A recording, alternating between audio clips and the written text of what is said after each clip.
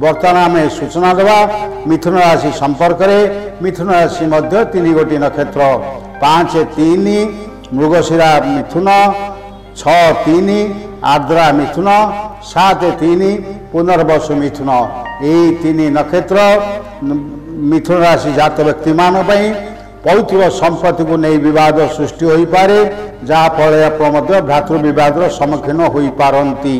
मानसिक भाव में आपण गोटे मास सारा खुशी रे विलास प्रिय हेबे। पड़ोशी माने आपण असहिष्णु भाव प्रकाश करेंगे। व्यवसाय रे मध्यम धरणर लाभ हेब। कर्मचारी माने ए मास जे कर्म प्रवण रहिबे। स्वास्थ्य भल रहिबो। व्यवसाय रे लाभ हेब। आपणकर मध्य ए मासरे भाग्योदयर सूचना रही। परिवार रे सुख प्रीति वृद्धि हेब।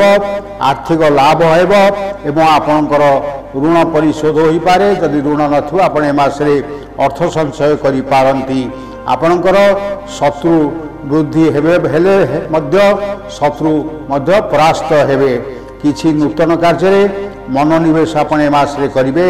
एई राशियात छात्र छात्री माने मध्यम फल पाइबे एवं एई राशियात महिला माने नूतन कार्य मनोनिवेश करेंगे। किंतु आपणकर शुभ रंग होउची सबुज।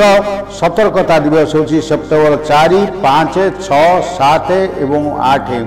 आपण प्रत्यह विष्णु आराधना करंतु एवं तत्सहित ओं बुं बुद्धाय नमः पुनश्च कहि देउची ओं बुं बुद्धाय नमः एई मंत्र 28 थर जप करंतु। अशुभ फल थिले शुभदायक एवं शुभ फल थे अत्यधिक शुभदायक हेब।